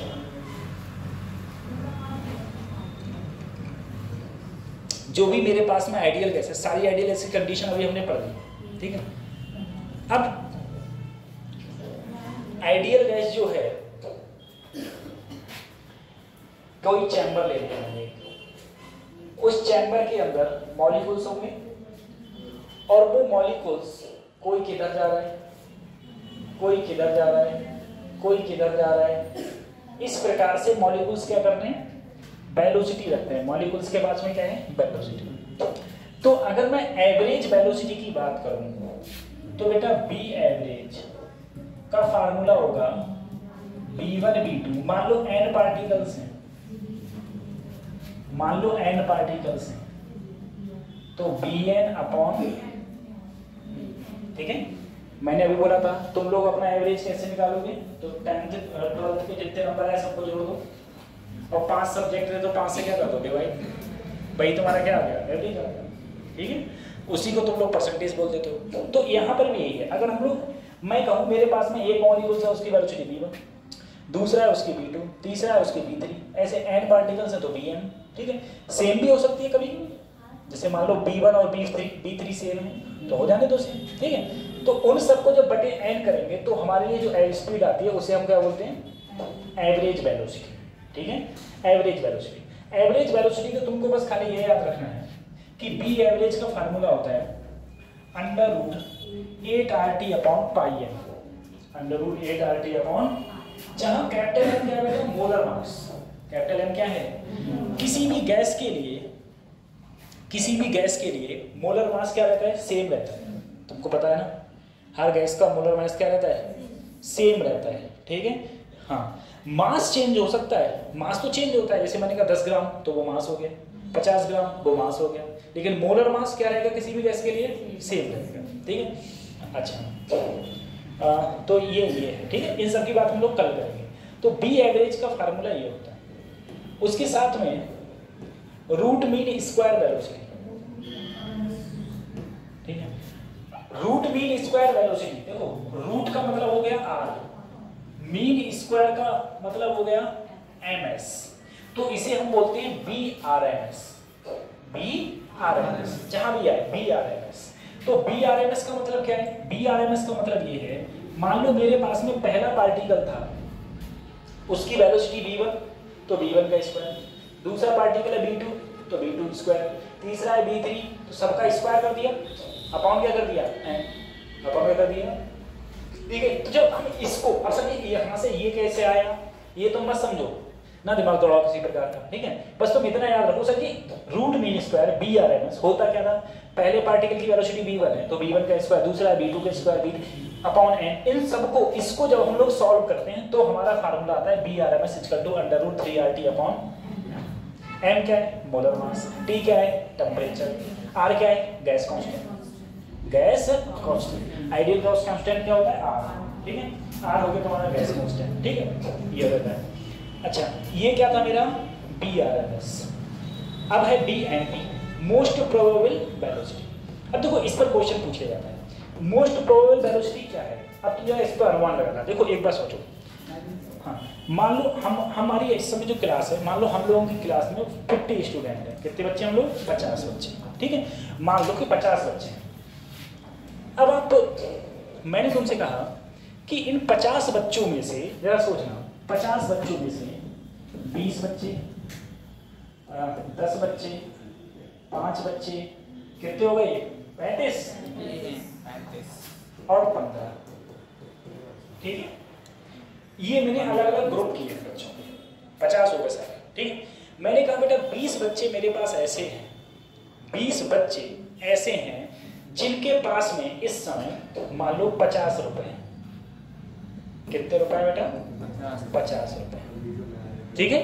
जिनकी जेब में 50, मेरे पास 10 बच्चे ऐसे हैं जिनकी जेब में इस समय 100 रुपए हैं।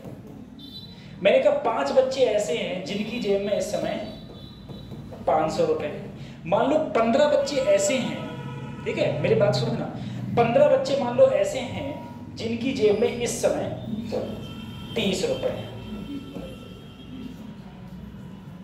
ठीक है। 50-100 बात समझ आ रही है। अब तुम कभी इसी चीज को मैं एकदम रिलेट करूंगा। अब तुम बताओ, सबसे ज्यादा कितने बच्चों के पास ऐसे 50 रुपए हैं, वो सबसे ज्यादा बच्चों के पास, ठीक है, सही है। अब तुम इस पर आ जाओ, मैंने कहा मेरे पास मेरे पास में इसी में n पार्टिकल्स थे, n पार्टिकल्स थे। मैंने कहा या फिर से 100 पार्टिकल्स थे। कितने पार्टिकल्स थे? 100। किसी भी गैस के अंदर 100 पार्टिकल्स थे। 100 पार्टिकल्स में मैंने कहा 40 पार्टिकल ऐसे हैं जिनकी स्पीड 10 मीटर पर सेकेंड है, 30 पार्टिकल ऐसे हैं जिनकी स्पीड 5 मीटर पर सेकेंड है, या मेरे पास में 70 90 यहाँ पर 30 मीटर पर सेकेंड है, 10 ऐसे हैं जिनके पास में 8 मीटर पर सेकेंड है। सही है? तो सबसे ज्यादा जो पार्टिकल है वो कितने हैं? 40, जिनके पास में कितनी है? 10। तो इस यहाँ पर जो ये गैस है उसकी मोस्ट प्रोबेबल स्पीड कितनी होगी? 10 होगी, बाकी से मतलब नहीं है। सही है? जैसे यहाँ पर कितनी होगी बेटा? 20। यहाँ पर कितनी होगी? 20। मोस्ट प्रोबेबल का स्पीड का मतलब मेरा कहने का ये है कि जितने ज्यादा नंबर ऑफ पार्टिकल्स हैं उनके पास में स्पीड क्या हो? उनके पास में स्पीड क्या हो? जितनी ज्यादा हो। हिंदी में बहुलक भी बोलते हैं। जैसे एक मैंने कहा मेरे पास पार्टिकल है, उनकी स्पीड इधर रखी है,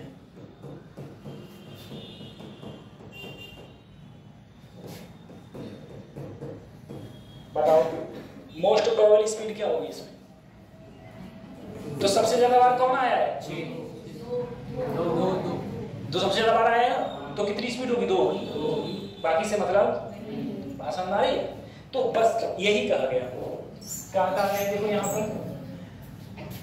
it is the velocity processed bye largest number of molecular gas. Molecular gas, जो मॉलिक्यूलर गैस के पार्टिकल्स हैं उनमें सबसे ज्यादा पार्टिकल्स के पास जो वेलोसिटी है, सबसे ज्यादा पार्टिकल्स के पास जो वेलोसिटी है, उसी वेलोसिटी को हम लोग क्या बोलते हैं? मोस्ट प्रोबेबल वेलोसिटी, जिसे हम लोग BMP से डिनोट करते हैं। M मतलब मोस्ट, P मतलब प्रोबेबल। ठीक है? मोस्ट समझ में आ गई है? ये मोस्ट प्रोबेबल होता है। इसका फार्मूला वही BMP बराबर √2RT अपॉन। ठीक है? अब देखो कैसे थोड़ा सा याद रखोगे। सबसे पहले मैंने कहा था बेटा B एवरेज। ठीक है? B एवरेज था √8RT अपॉन, फिर आया था, अब देखो RMS 3 है तो 3RT अपॉन M, फिर BMP 2 है यहाँ पर, 1 और 1 2, तो यहाँ पर 2RT upon same 2RT upon M। ये हो गया। अब इसमें तुम एक चीज देखो, अगर मैं रेशियो लूं बेटा, क्या लूं? रेशियो। जरा देखा सर, अगर मैं रेशियो लूंगा तो रेशियो में क्या होता है? जो तीनों में कॉमन होता है उसे खत्म कर देते हैं। जो तीनों में, तो देखो RT upon M, RT upon M, RT upon M, तीनों में, तो तीनों में कॉमन है, तो यहाँ बचा 8/पाई, यहाँ बचा, यहाँ बचा। ठीक है बेटा? पाई का मतलब होता है 3.14। 3.14 को इससे भाग देना तो आएगा 2.5। सही है? 3.14 को किससे भाग दोगे? 8 से, तो क्या आएगा? अब बताओ सबसे ज्यादा वेलोसिटी कौन सी है? सबसे ज्यादा वेलोसिटी तो BRMS सबसे ज्यादा है बेटा। उसके बाद में कौन सी है? B, उसके बाद में BMP। BRMS कितनी थी? √3, फिर आधा घटा दो, फिर आधा घटा दो, आधा घटा दो। सही है? और इसको अगर तुम याद करना चाहो तो इससे भी याद कर सकते हो। देखो RAM, किससे याद करोगे? राम से। ठीक है? राम का मतलब है RMS, A का मतलब है एवरेज, M का मतलब है। ठीक है? तो सबसे ज्यादा अगर तुमसे क्वेश्चन पूछ लिया गया है ये काफी बार कि तुमसे कहा गया बताओ सबसे ज्यादा स्पीड किसकी होती है? तो RMS की। उसके बाद में कौन आएगा? एवरेज। फिर कौन आएगा? Most probable speed. कितना रेशियो होता है? तो √3। इसका होता है √2.5, यहाँ पर हो जाएगा √2, ठीक है, ये रेशियो होता है, ठीक है। थोड़ा सा ये उतार लो फिर मैं अगले उठाऊँ।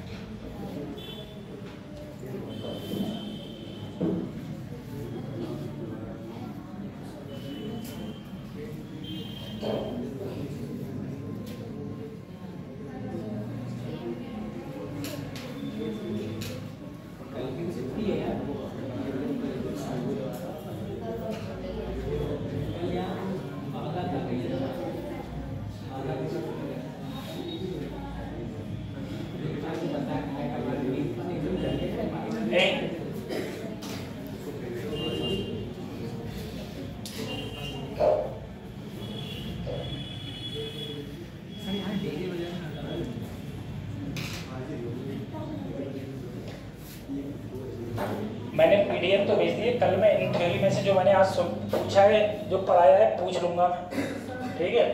हाँ, और जो पीछे के वो भी सब याद करके आना, क्योंकि जो कल क्वेश्चन अगर होंगे तो मैं फार्मूला तुम्हें पता होगा एटलीस्ट इस पे। हाँ, ये फार्मूला लगेगा।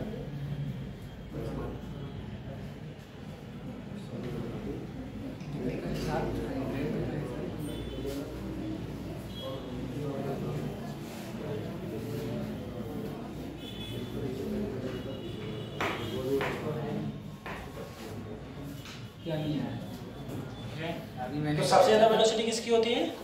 आरएमएस की, फिर एवरेज की, फिर एनपी की। आरएमएस होती है √8 RT/πn, ठीक है।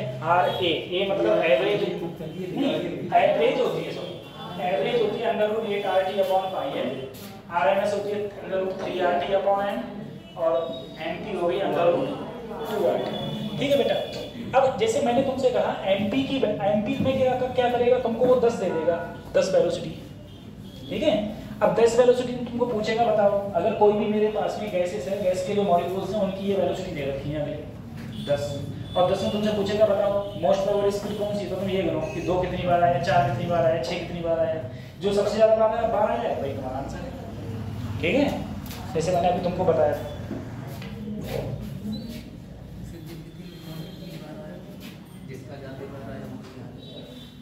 बता लिया।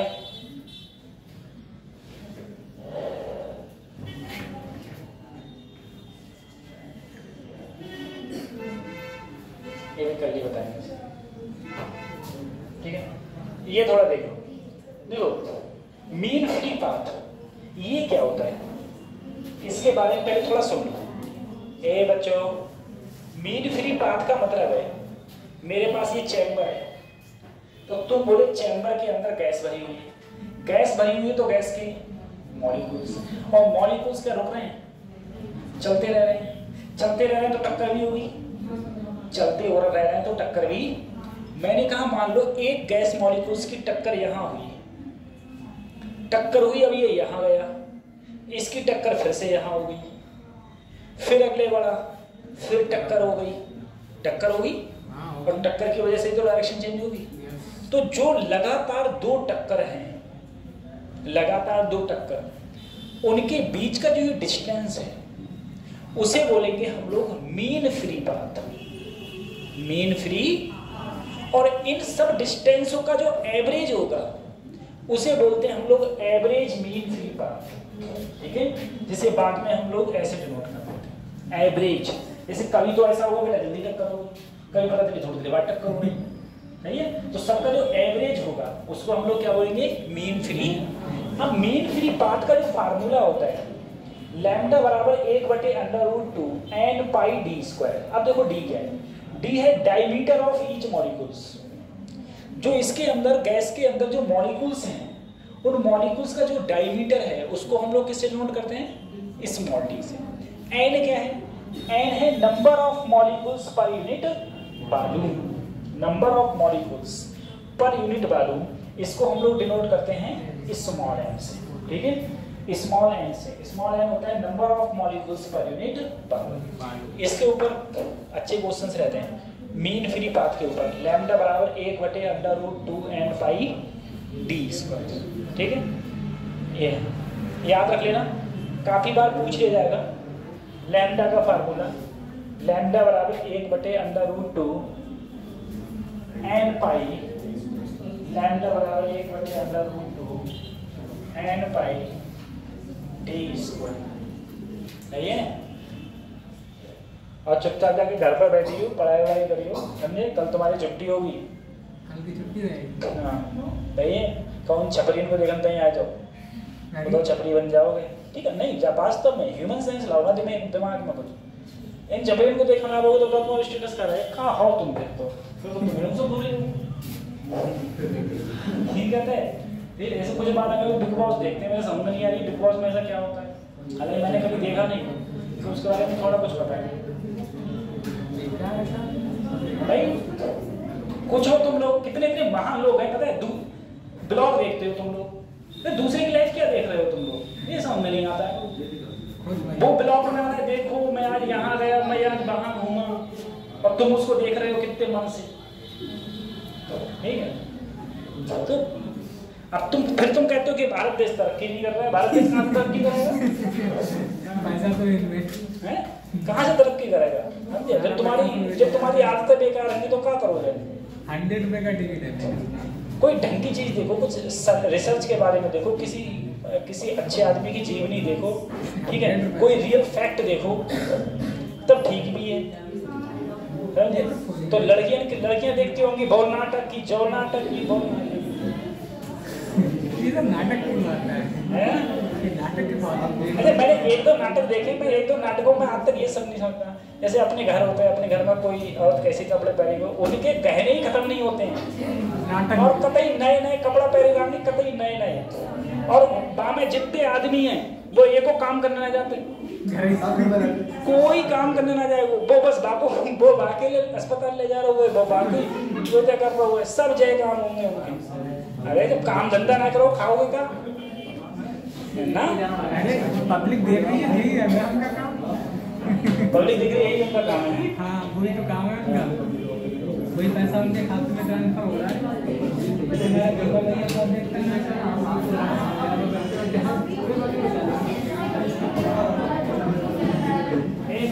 तो मैंने PDF सेंड कर दी है, घर पे जाके लिख लेना, लिखने के बाद उसको समझ लेना, ठीक है, समझ लेना। उसके बाद में हमारी पर्सनल जो क्लास होगी उसमें मैं क्वेश्चंस कराऊंगा, तुम्हें फार्मूला याद हो पूरा थर्मोडायनामिक्स के सारे फार्मूलाज याद हों, क्योंकि आधे घंटे में ये चैप्टर खत्म कर दूंगा मैं। आधे घंटे 1 घंटे हमारे क्वेश्चंस होंगे, तो सारे फार्मूला याद हों और सब कुछ याद होना चाहिए, ठीक है। उसके बाद में हम लोग अगले बढ़ेंगे।